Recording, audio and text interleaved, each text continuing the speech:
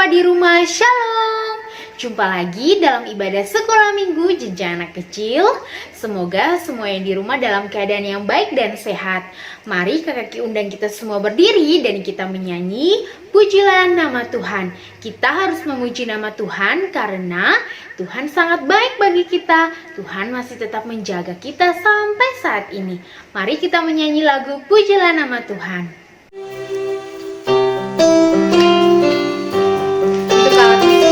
Kita nyanyi dengan gitar.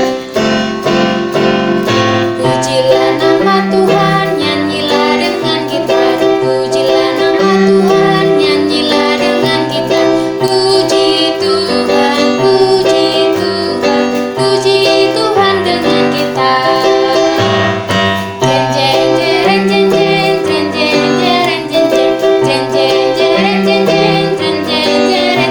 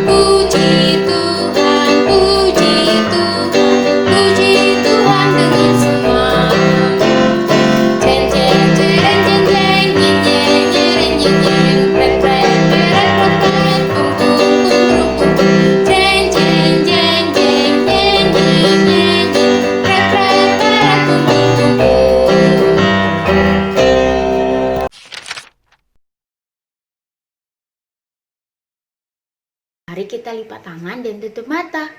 Tuhan Yesus, Bapa yang baik, terima kasih untuk kasih setiamu Tuhan. Di saat ini kami mau memulai ibadah sekolah minggu. Kiranya Tuhan memberkati ibadah ini dari awal sampai selesai. Dan cerita firman yang akan kami dengarkan, biarlah kami bisa mengerti dan kami dimampukan untuk melakukannya. Terima kasih Tuhan Yesus. Amin.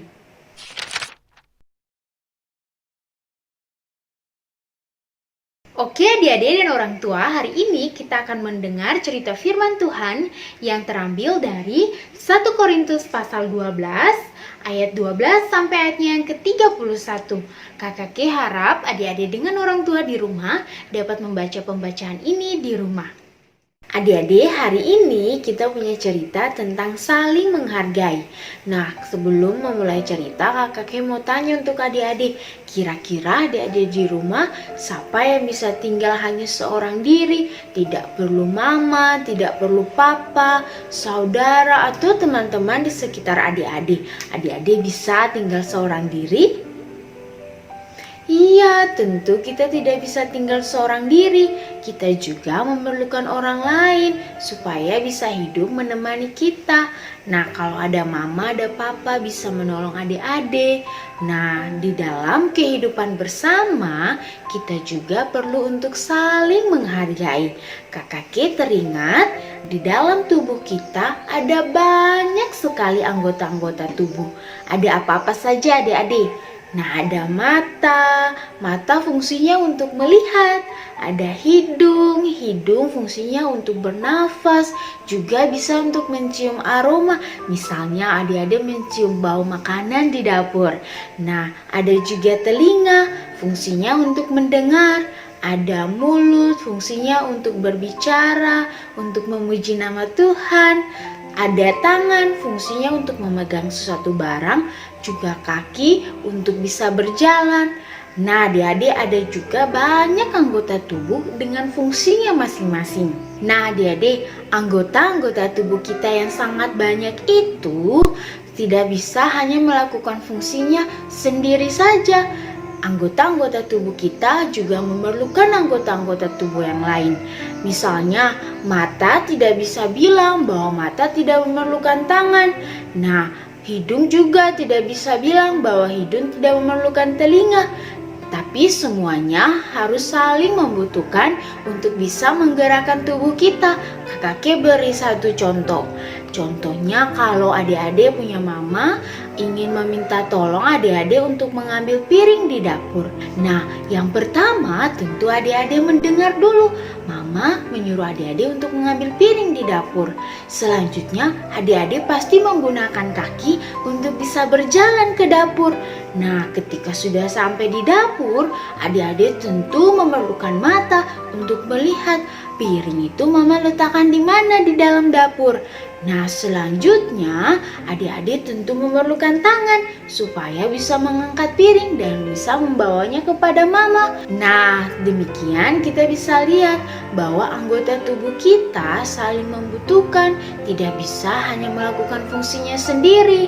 Nah, adik-adik, dalam bacaan kita hari ini juga di mana Rasul Paulus mengatakan semua anggota tetapi dalam satu tubuh.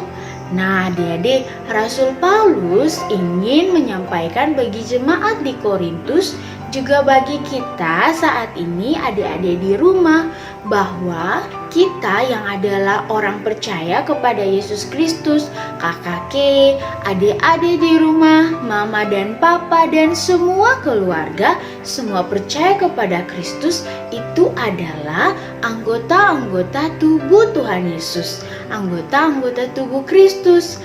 Nah, kita semua sangat berbeda. Nah, kakak K juga berbeda dengan adik-adik dari postur tubuh, dari umur, dari latar belakang, semua berbeda. Tapi adik-adik, kita semua ada di dalam Tuhan Yesus. Kita ada di dalam satu tubuh, yaitu Kristus sebagai kepalanya. Jadi kita harus saling menghargai perbedaan itu. Tidak boleh kita membenci satu dengan yang lainnya, atau kita tidak boleh bermusuhan dengan orang lain, karena itu tidak baik. Seperti anggota-anggota tubuh kita yang tadi ada banyak yang kakak jelaskan, kita memerlukan satu dengan yang lainnya. Nah, jadi di dalam kehidupan orang percaya yang hidup di dalam Tuhan, kita juga tidak boleh merasa diri bahwa kita yang paling hebat. Tapi kita semua sama di dalam Tuhan dan kita satu di dalam Tuhan.